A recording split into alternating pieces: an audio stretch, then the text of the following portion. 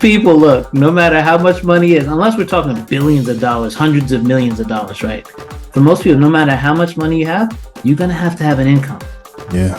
Now, if you have enough money that the money can give you that income, you're good to go, okay?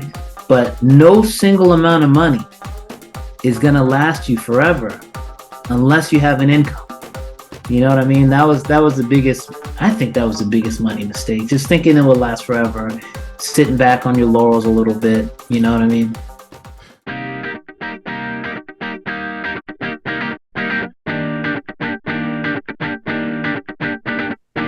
Welcome everybody back to another exciting show of the About That Water podcast.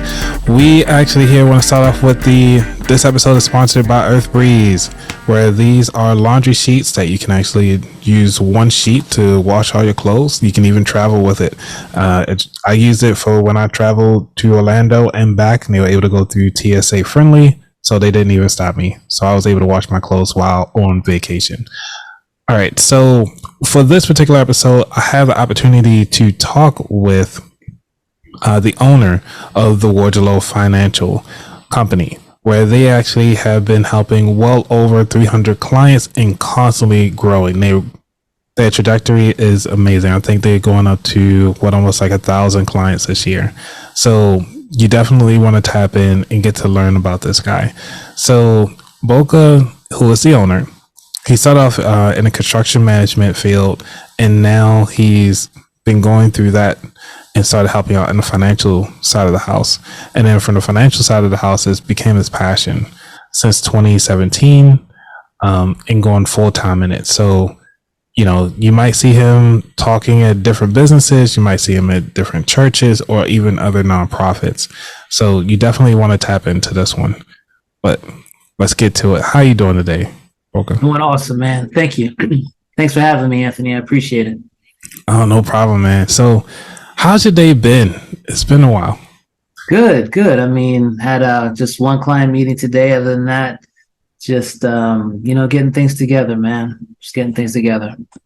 Okay, so let's talk about it. Let's dig back a little bit on your financial journey, but I want to start off with, when did it really click for you?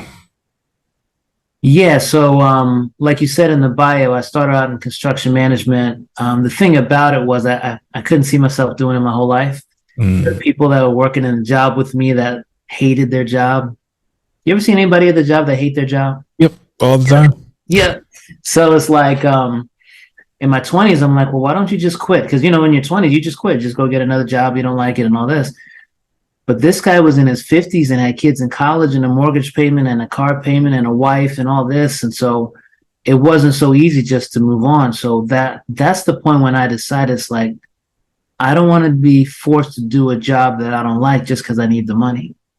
Right. So I looked to do something on the side part-time. I looked at real estate. I looked at a couple things just to make some extra money, save some money, retire early. Then I can do whatever I want. And I got into the financial field. I got licensed in 2000, fully licensed in 2004, Series 663 and 26. And what I found out was that, first of all, nobody knows anything about money, percentage-wise. Like, hardly anybody knows anything about money, okay? Finances are all messed up. But it's the simplest things, the little baby things that you need to do to really, really give your finances a whole 180. And I was like, it's just these little things that people need to know that they're not doing. Do you know what I'm saying? Yep. And that's what lit it up for me. It's like everybody needs to know just the basics, and so many people don't know, or they shy away. Most people's problems, they shy away from their finances because they're either scared about what they're going to see, they don't like numbers, and they hope they make enough money they don't have to worry about it. Not knowing that the more money you make, if you have bad financial habits, the worse the problem gets. You know what I mean? Yeah. So just get people with a little help to take a look at what they're doing and realize how simple it is to get to a good place. So what were those small little habits that people could look into? Yeah. The main number one thing that people lack is a plan. As simple as a budget. People do not budget. People do not look at inflow and outflow of their cash flow. And so what happens is money just goes away. I'm like, it's like if you're a parent and you have kids, and let's say it's midnight, and somebody asks you, "Hey, man, where are your kids at?" And you say, "I don't know." That's like not knowing where your money's going. That's Right. not budgeting your money. You're responsible for that money. Right. Didn't you work hard for that money? It's so I mean, true. I mean, I'm sure you work hard enough for that money that you don't want it to just go away. And that's what happens when people don't budget. The money just goes away. They don't know what happened to it. And you can never do well financially if you don't know what's happening to your money. Everything gets better the more attention you pay to it. Right. And the thing about money is it's like, you know, I look at it from a guy's perspective because obviously I'm a guy, right? Right. Money is like this like good looking girl that has her stuff together, right? If you don't pay attention to her, she's going to leave you. Mm. People don't pay attention to their money, wonder why they don't have any, or they treat it bad. If you don't treat her well, she's going to leave you. You know what I mean? Yeah. So when it comes to money, how do you treat money well? Well, first of all, you don't waste it. Mm. You know what I'm saying? Okay. So there's three things you can do with money. You can spend it, you can invest it, or you can waste it. So when you invest money, you get more back than what you put in. When you spend the money, it's an equal value. You get back what you put in. But when you waste money, you get less. You ever got someone be like, "This is a piece of trash. I wasted my money on this." Yep. Do you know what I'm saying? So first, don't waste money. Like, you can't wait to get home. You have to get McDonald's right now. Mm. You must not think much of this money right here. Do you know what I mean? Yeah. Simple stuff like that. There's a lot of other examples, but you know, when you spend stuff just because you spend money just because you're lazy, or you spend money and you don't look into what you're spending the money on, it's like you must not think much of this money right here. Yeah. Because it's almost like how they say what gets tracked gets measured. That's for sure. And so if you just, out here firstly spending at McDonald's, but McDonald's wasn't in the McDonald's budget. That's right. So I see what you're saying. So be more intentional. Like, it's okay to have McDonald's. That's for It sure. was an intentional McDonald's purchase. That's right. Not just because, oh no, I feel hungry right now. No. Right. You know what I mean? If it's in your budget, of course, just like you said. But it's like, yeah, you got to be intentional about it. And, my philosophy when it comes to budgeting is this. So we're going to set up the budget, and then there's either going to be a surplus or there's going to be a shortfall, or it can break even. But most of the time it's going to be a surplus or a shortfall. Okay. Right. If it's a shortfall, I'm sorry. If you don't make more money, you're going to go bankrupt. If there's a shortfall every month, that means you're getting into debt to pay your bills. It's impossible. You're going to go bankrupt unless you make more money. So we can cut the budget, but more than likely, that's the issue. You got to make more. Yeah. Because you only can cut by so There's much. a surplus. Right. Yeah, you can only cut by so much. Yes, exactly. You knew where I was going. Yeah. But if there's a surplus, we're going to put that money away in savings at the beginning of the month, every month, automatic. Okay. And spend whatever you want, but don't use any credit cards, because your savings plan is on point, and then you're going to spend based on priority. If there's a week left to go, you got a week left to go until your paycheck. You got $100 left. Now your priorities are going to show. I see where you're at. Do you understand what I'm saying? Yeah. Now as long as it's going to take some self-discipline, okay? As long as you don't use credit, now you got to figure out, how am I going to spend this money? What's most important to me? You know what I mean? Yep. So yeah, so the simple, something as simple as a budget changes people's whole life. I see it. So that's a really good strategy and a good segue into what we originally wanted to talk about, which is the retirement side of the house. Yeah. So now that we have the base covered, entry level, which is, some people like to call it the spending plan, some people call it the budget, because the B word's a curse word in some people's houses. Yeah, for sure. So, what are those strategies like, or what habits could I would say a 20-year-old that's listening right now could do to kind of help plan for their retirement? The number one thing is you have to have a goal. Mm. If you don't know where you're going, any road will do. You know, where there is no vision, the people cast off restraint, right? You can do whatever you want if you don't see a future, right? So you have to have a goal. So it's something that we call a financial independence number. Okay, let's talk about financial independence because it's called retirement for most people because most people know the word retirement, but it's really financial independence. You're financially independent when your passive income can pay for all your living expenses. Okay. You can only make money two ways: actively, where you have to actually go to work or do something to earn money, or passively, where no matter what you do, the money continues to come in. Okay. There's a lot of ways to make passive income, but the way that most people are going to make passive income in their life is from the money that they have saved. They're going to get some kind of income, some kind of residual from the money they have saved that's going to allow them not to have to work. Call that retirement. Okay. So if your passive income more than likely is going to come from the money you have saved, you got to figure out how much money do I need to have saved in order that this can produce the income that I want for the rest of my life. Because if it's either you working for money or your money working for you, there is no in between. If you don't have enough money working for you, guess how long you're going to have to work for money? You feel me? Working, yeah. Yeah. So that's why you see people in their 70s and 80s still working, because they don't have enough passive income that they don't have to make income actively. Okay. So the number one is to set that financial independence number. Then you work backwards. So if you're in your 20s, let's say you want to retire at 60. Well, nobody in their 20s wants to retire at 60. But let's say we set the goal to retire at 60. Okay. So we got 30, 40 years. That we have to save X amount of money. We're going to assume the rate of return of the stock market, right? Because we can invest in stock market through mutual funds and not take too much risk. And we said, look, how much do we have to save? For most people in their 20s, $200, $300, $400, something like that, right? Because time is your friend. Okay. So the two things is you got to set your financial goal.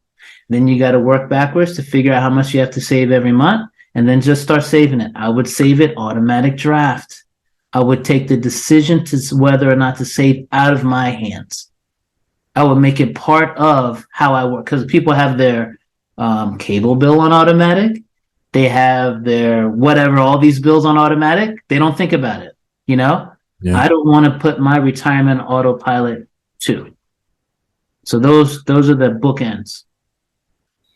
Okay. So now that they start off at age 20, and there's a couple of my listeners who are on the cusp of retirement. Yes. Meaning like they've been there for the 30 plus years, and they are maybe about like a year or a couple months out. Yeah. What should they do with their retirement money as they getting ready to pull the trigger on their retirement from work? Well, I do have like a visual, but here's the things you have to worry about most in retirement. Number one is the income. You have to have an income. Okay. Like we said, a lot of times it's going to come from your assets. Okay. But Social Security is still there. Social Security was never meant to fund anybody's retirement, but it was meant to be a supplement. Okay.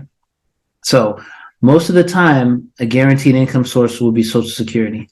For a very small percentage of the population, there will be a pension. Local government, federal government, there's going to be a pension. Okay. So you have to figure out, okay, what are my expenses going to be in retirement? And the retirement discussion should start more than a year away. 10 years will be best. 5 years is okay. Okay. So you got to figure out, what are my expenses going to be? And okay, this is how much I'm getting from Social Security. How much is going to be left for my assets to cover? Once you do that, you know how much of your assets have to go for that. You have to have X amount for a emergency fund. My recommendation is $25,000 minimum emergency fund. Okay. Okay. So your assets have to cover the emergency fund. They have to cover this income, right? And then after that, you can think about, I want to go on vacations. I want to do this. I want to leave this to my family, all that stuff. It's going to depend on how much you have saved. Okay. So that's what you have to figure out going into retirement.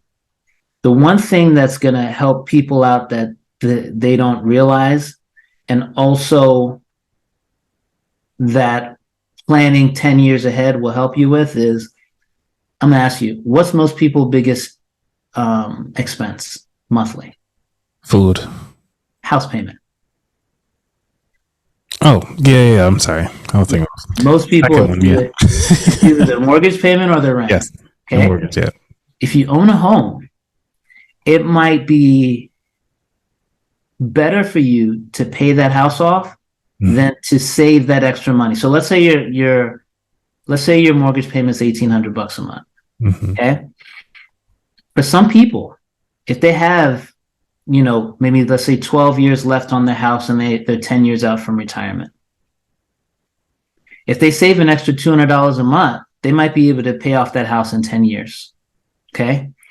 And the principal and interest portion of that house payment may be, out of the $1,800, it might be $1,300.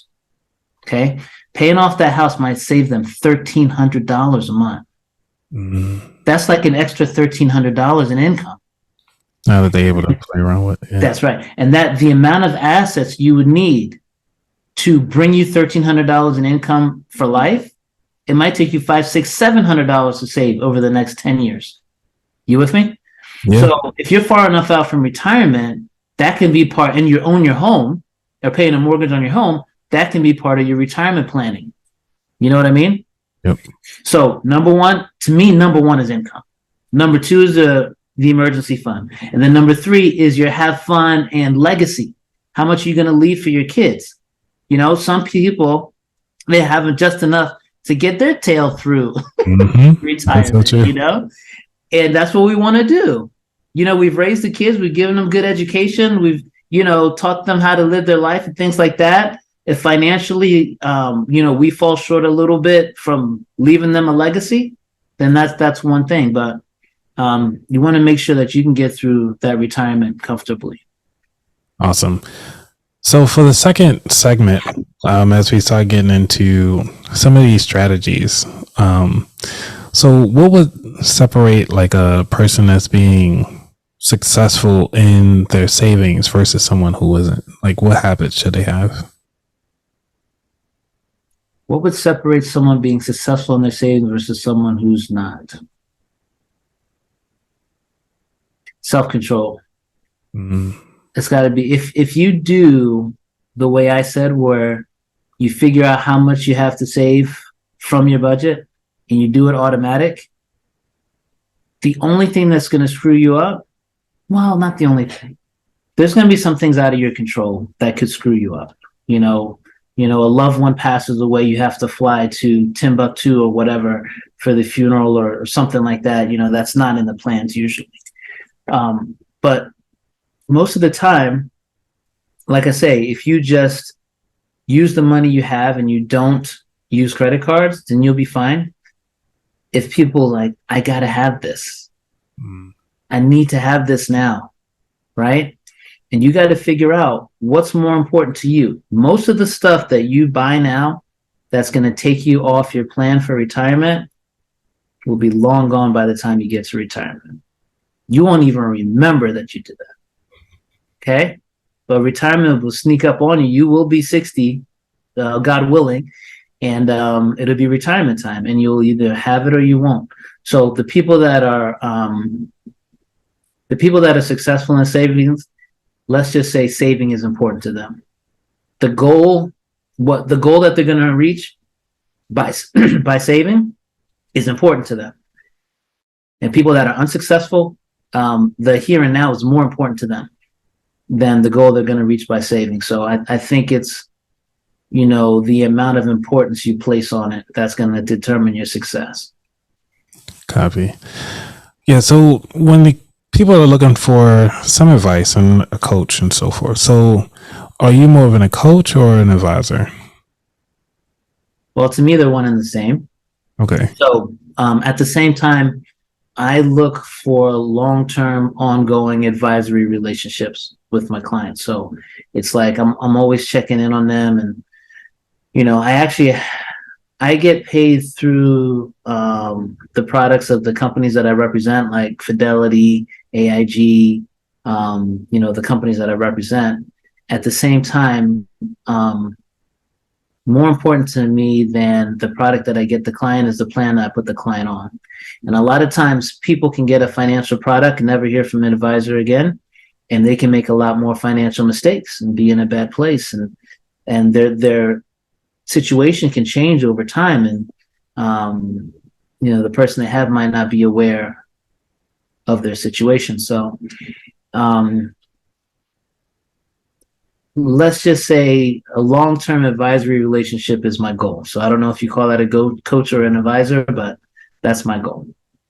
Okay. So do you like walk them like you said like once a month or? Once a month I'm calling. Yeah. Okay. Once a month I'm calling. So what would those conversations be like? Most of the time it's not a conversation, to be honest. What I found is that I when I first started my career, I didn't want to call my clients, to be honest, because I was like, I might get overwhelmed by all the client requests and all the things I have to do, and will I know how to answer their questions? And this when I was young in the business, and I found out from one of my mentors that you got to do that. Most people's biggest complaint is that they don't hear from their guy. I don't hear from my guy. He sold me this my IRA, and I don't hear from them. Yeah. So when I started getting into that, calling my clients, I had a client that I had had for a while. I got her a product a long time ago. And I hadn't talked to her in a while. I call her up. I said, I'm going to start calling my clients now. Just want to let you know I apologize. And she says, oh, okay, well, I just retired and things like that. I'm like, oh, wow, you just retired. I'm like, okay, I can help you, whatever. She said, but when I retired, you weren't around. So I got somebody else to help me. Oh, okay. You know what I'm saying? Yeah. So it's like, I'm always going to call because to me, it's a stupid reason to lose a client, especially if you care about your clients. Yeah. So, but everybody don't have to answer all the time. I need them to know that I'm there for them. Right. So most of the time people don't answer if there's no immediate need, if there's no changes, if there's, you know what I mean? Yeah. Even if we talk, it's like, hi, how you doing? Everything good? Whatever. No, everything's cool.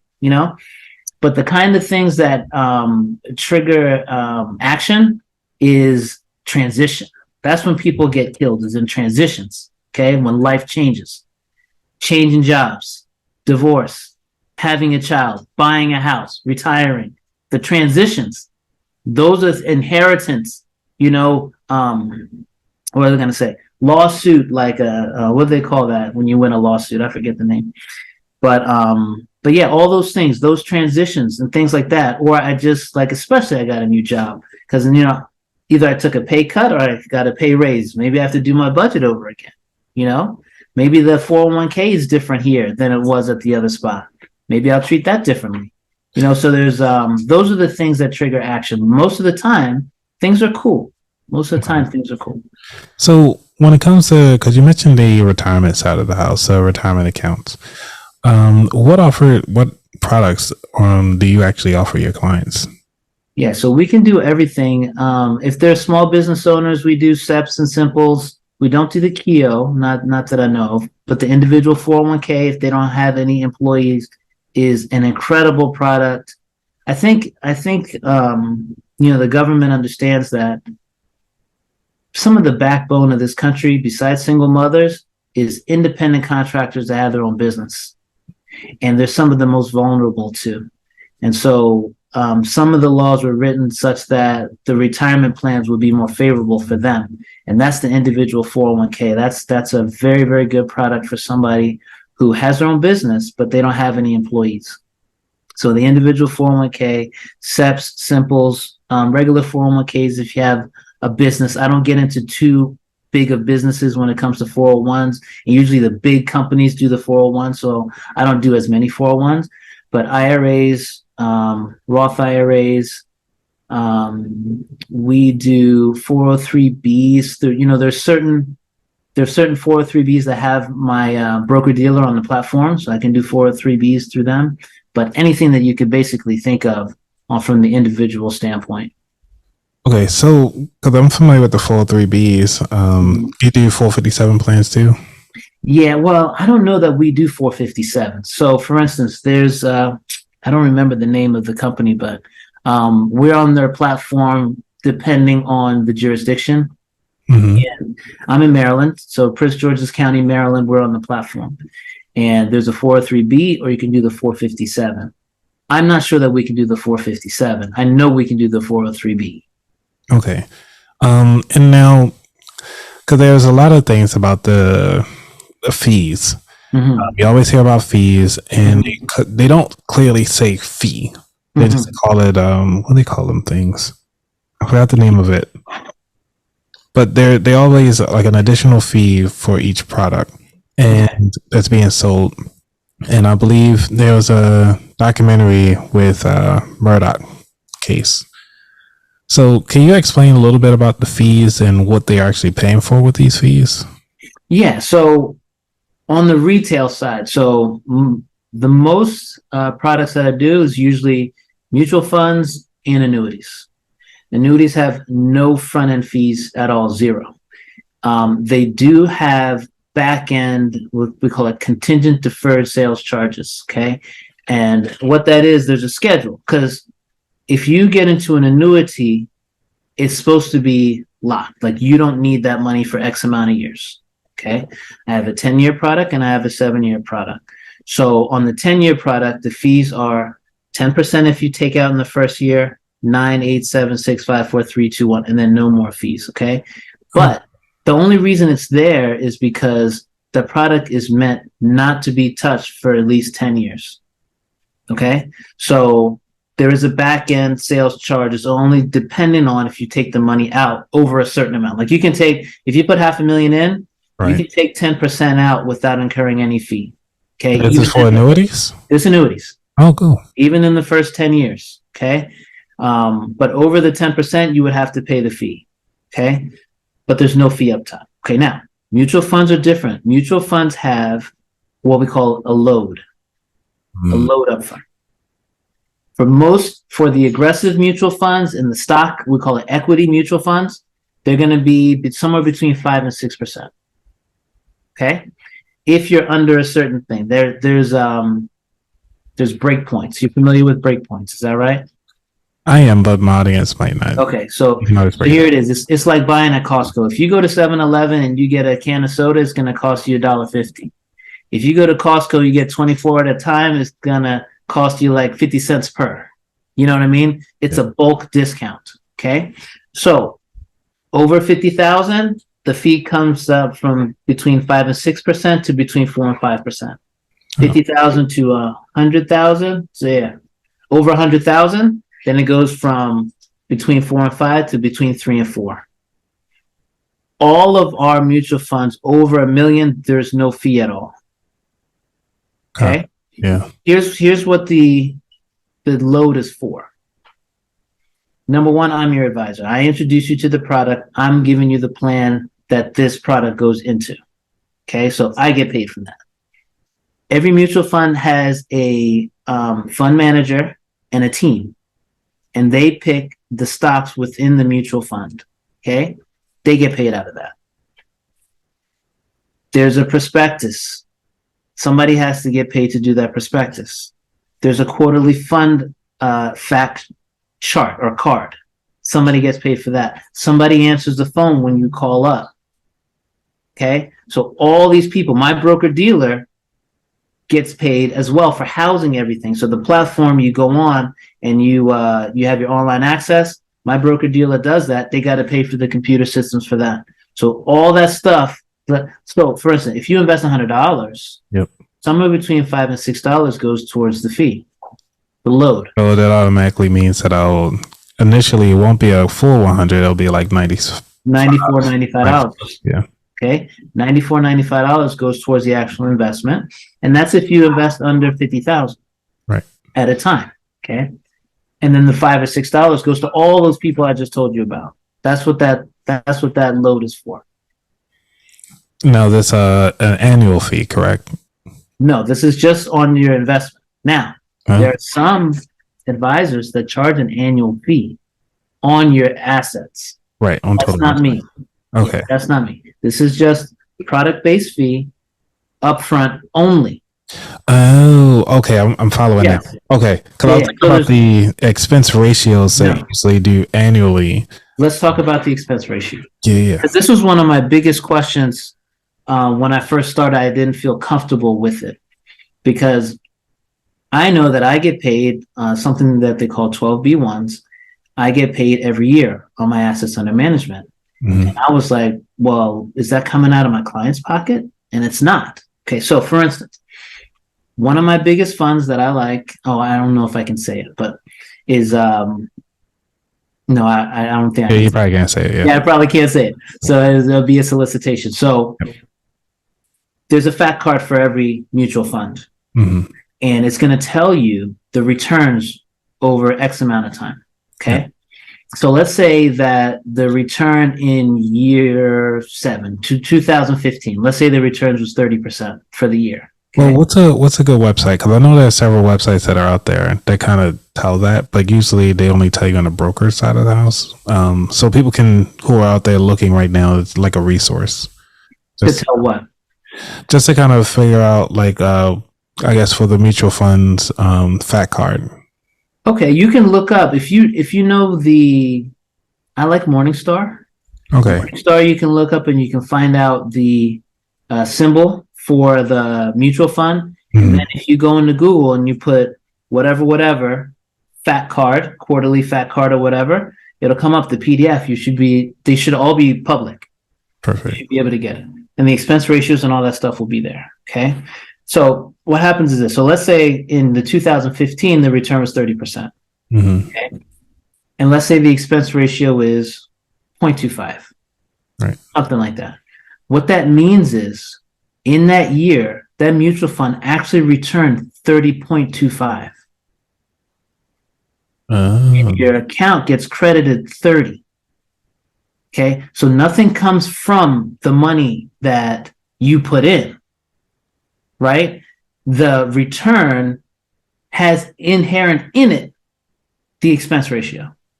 I see where you're going. Okay. You understand what I'm saying? Yeah. So really a better thing is to find out what is the overall returns. Now, some companies and some funds overall returns are less than others because of the expense ratio. But if you see a mutual fund with a higher expense ratio than another one, but yet and still the returns are higher, that expense ratio is irrelevant because the expense ratios are inherent in whatever return that they're quoting. Okay.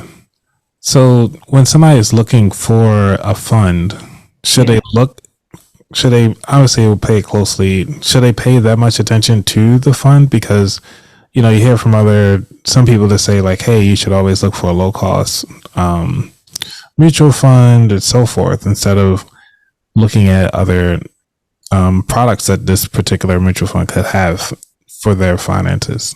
Yeah, here's what I would say to that, and this is very important.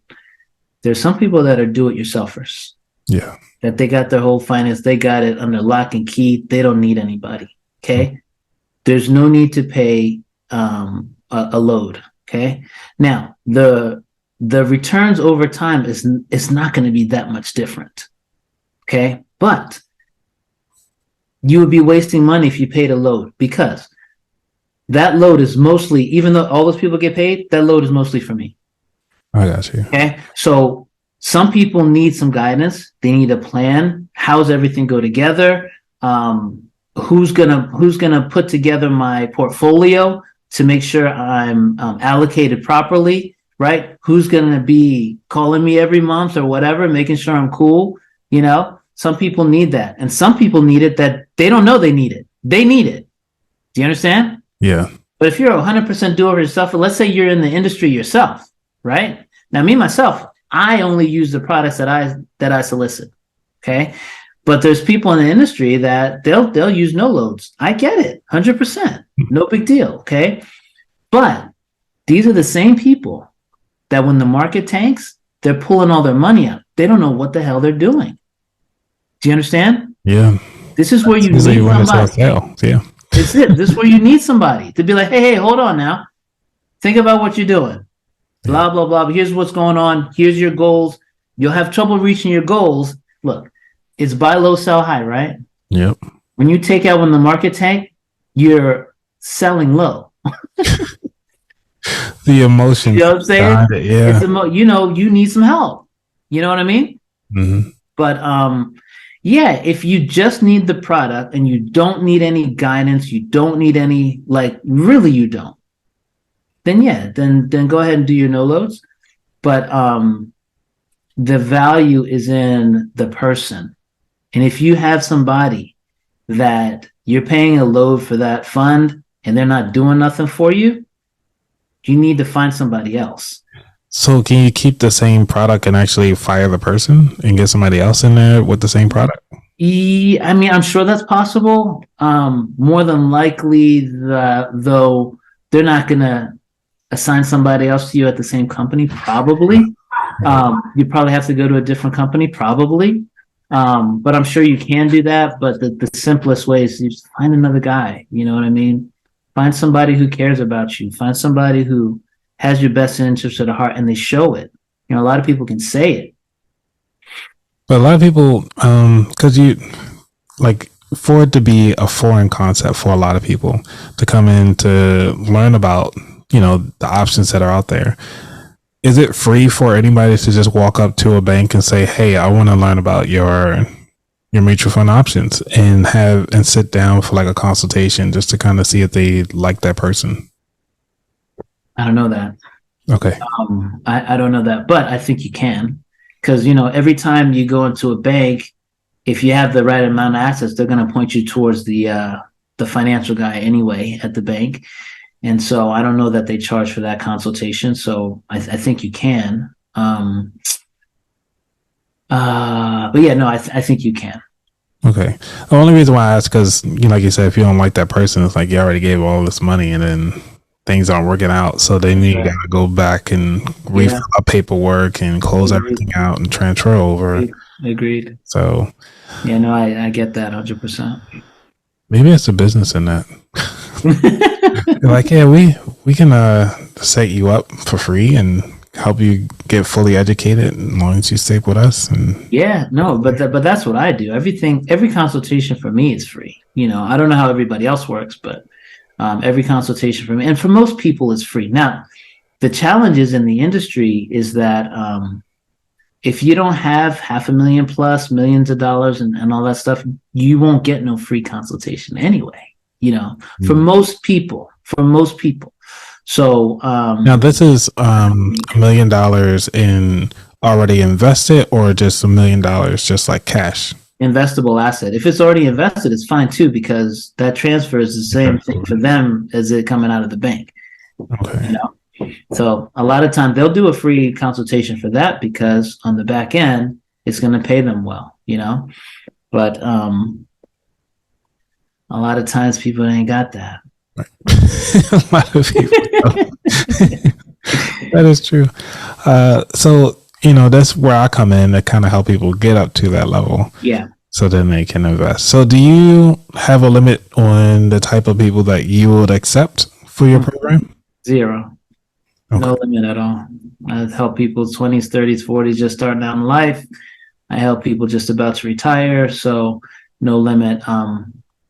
My thing is that I want to build goodwill as much as I can. And like I say, I had an appointment today. The young lady, not to tell all her business, but she doesn't have even more than $3,000 with me.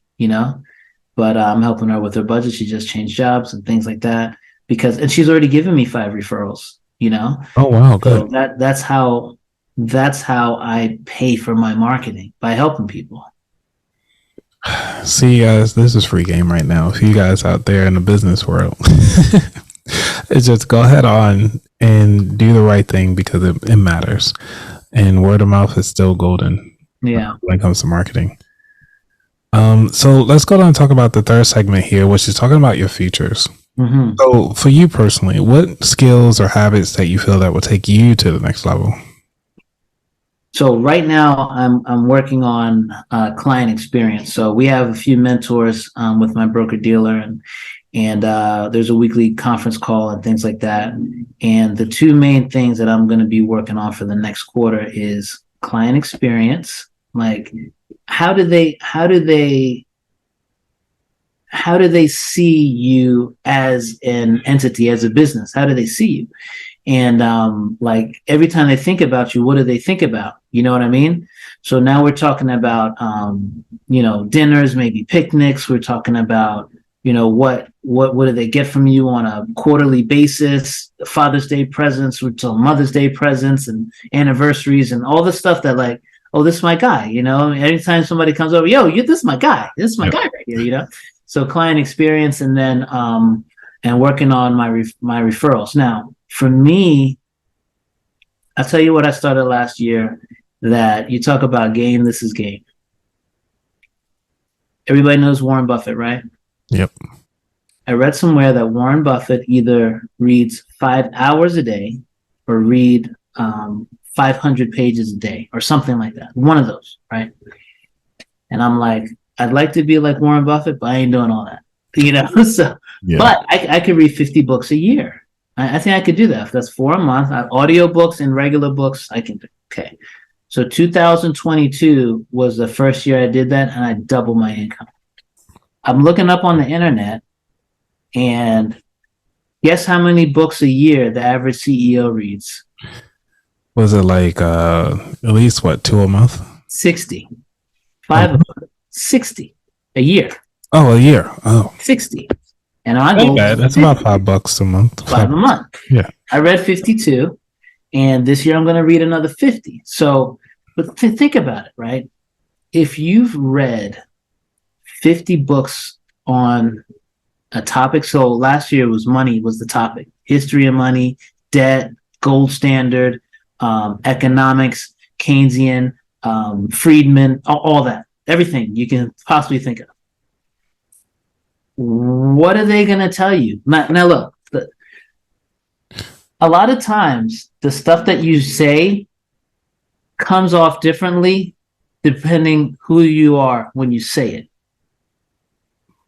Say that one more time. Okay. A lot of times the stuff that you say comes across differently depending on who you are when you say it. Mm. So now, Barack Obama, when he says something to somebody, he could have said the same thing 30 years ago, not as read, no Harvard degree, smoking his cigarettes, doing what he'd want to do, all this other. It's not the same thing. You're right. It's not the same thing. So you becoming a different person is going to increase how much you're going to influence people, how people are drawn to you, what people think about you, and then concurrently how much you earn. You know what I mean? Yeah. So all that to say is the habit is reading more. Reading more. Hour and a half, 2 hours a day. Every time you're in the car, when I pick up my daughter, I got audiobook in, and I don't listen to the radio and things like it. Just depends on what you want to do. What's going to be in your mind when you talk to people. That is amazing. I never even thought about it that way. But because I used to say it's not what is said, it's who says it. That's for damn sure. Think about how Jesus recruited. You know what Jesus' recruiting line was? What was that? Follow me. Oh, that was it? It's not what he said. Mm-hmm. It was him saying it. Got you. Such a powerful way to look at it, because it's like, how do you yourself put yourself out there? Because like I could say, hey, go ahead on and start investing right now. Like, you should be investing. People probably listen to me a little bit more now because I got this platform and I've been doing it for so many years. Mm-hmm. But when I first started, it was like, who you? That's right. Who's this guy? That's real though. Yeah. That's real.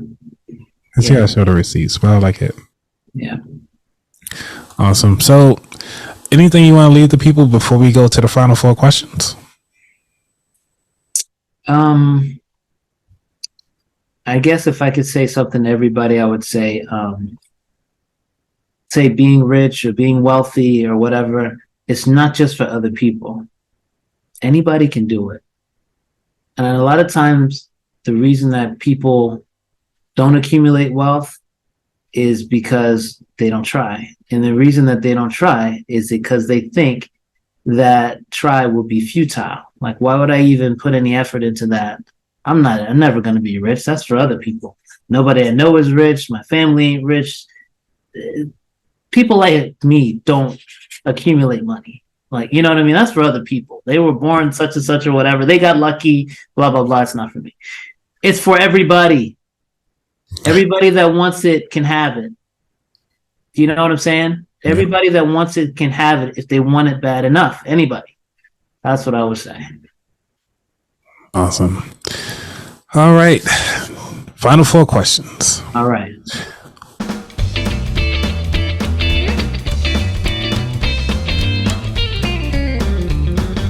What does wealth mean to you? Yeah. So, wealth means having an abundance of whatever you find important. So in this life, in the country we're in, money gets you stuff. Like, some people really find money itself important. Okay. Me and myself, it's not what money is, it's what it can do for you, and the freedoms it allows you. Because I want to be to a point financially independent where not only do I not have to work for money, I don't have to save money, I don't have to invest money. You know, whatever I want to do, I can do. That's what money is for me, right? But that means I can spend unlimited amount of time with my family. That means that I can spend unlimited amount of time in the gym and getting my health up. You know what I mean? I love sports. My dream is to go in the same year, the Super Bowl, the World Cup final, the Olympics, well, they aren't going to be in the same year, but you know what I'm saying? Right. To go all the top sports event, that stuff is awesome. You know, that's what gets me. You know what I mean? Wealth is being able to have unlimited amount of whatever you feel is important. Number 2, what was your worst money mistake?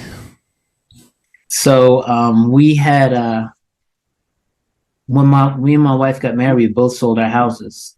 Okay. And and it was a few dollars. We had it was tens of thousands. I don't know if it was hundreds of thousands of dollars. I can't remember now. But at that point, I was like, well, shoot, this money will never run out. Right. That's the mistake right there. Most people, look, no matter how much money is, unless we're talking billions of dollars, hundreds of millions of dollars, right? For most people, no matter how much money you have, you're going to have an income. Yeah. Now, if you have enough money that the money can give you that income, you're good to go, okay? But no single amount of money is going to last you forever unless you have an income. You know what I mean? That was the biggest, I think that was the biggest money mistake. Just thinking it would last forever, sitting back on your laurels a little bit. You know what I mean? What would you do differently, though? Well, the thing I would do differently is I would still be on my grind. Because for me, it was like, well, it doesn't matter if I, make a ton of money now or whatever I do. Because we had this little part-time teaching job or something like that. It wasn't making a lot of money, but we were going into all the savings because ends were not meeting, So it would be like, you be on your grind as much as you can until you're fully and completely financially independent. I like it. Number 3, what is your favorite financial or non-financial book? I like The Black Swan. I like that book behind you, the Duhigg book. The Habit book. Yeah, I love that book. Power Habit. Yeah, Power Habit. Yeah. Atomic Habits is really good. They talk about the same thing. That's why I don't reference that one. Oh yeah, the Atomic Habits. Yeah, Atomic Habits is a little more practicable, a little more stuff that you can put into practice. That's what I think. I don't know. Yeah, because they do give a lot of examples of what's been done already. Yeah. Yeah. But I love the Almanac of Ramal. Hold on. What is it called? The Almanac of Ramal Nakalavan? Hold on a second. Anyway, it's an almanac. It's free PDF. Online. Hold on, let me see if I can. Oh, Naval Ravikant. Ravikant. Yes. Right? The almanac. Yeah, a guide to. That's the what do one. they call it? Yeah, it's on their website. A guide to wealth and happiness. That's the one. Because that guy thinks outside the box. Oh, it's a free PDF. It's free. Yeah, the whole book is free. PDF online. Look at that. Yep. You don't see too many free books out there anymore. You don't. You sure don't. You sure don't. It's a bunch of, quotes and, anecdotes and things like that. But yeah, no, he thinks outside the box, but a lot of his stuff is, it make you view life a little bit differently. You know what I mean? Yeah. The ones that get me. Okay. And number 4, what is your favorite dish to make? Oh my gosh. I don't make nothing. Oh my gosh. That's where the wife comes in, right? That's where the wife comes in. What do I make? I don't even know what I make anymore. Not even a breakfast sandwich? I guess I'd make some breakfast sandwiches. Yeah, that ain't bad. Yeah. But it is mostly breakfast stuff. Most guys do. Yeah. Yeah, I don't do a lot of cooking these days, to be honest. Okay. You know what I mean? Here's how I help my wife out. Hey, what do you want me to go get? You look tired. You look tired. Let me go get something, Right. Let's talk about that McDonald's money, right? Yeah, right, exactly. What do you want me to go get? You look tired, so yeah. I love it. So the very last question of the show, which is where can people find out more about you? So my landing page is go.thrive.com/site and then Worjoloh Financial. So if you go there, you'll find everything about me. I'm on Facebook. I'm on Instagram. And I'm on LinkedIn. Awesome. Sir, it was a pleasure having you on the show. Definitely learned a lot about retirement, how to pick a fund, what to look for in the funds, and also annuities, which is a new topic for the show as well. Definitely would like to have you come back on to talk more about annuities, because that's. I would love to. Yeah. I would love to. But yeah, everybody, please make sure you follow him. And if you want to continue to see more people like Worjoloh to come through, please make sure that you like, subscribe, share this out. Because granted, we are global, but we need more people to hear us. So, I appreciate the likes, appreciate the phone calls, and leave the comments, because I do like to read them and I would love to share them. All right, everybody, y'all be safe. I'm out.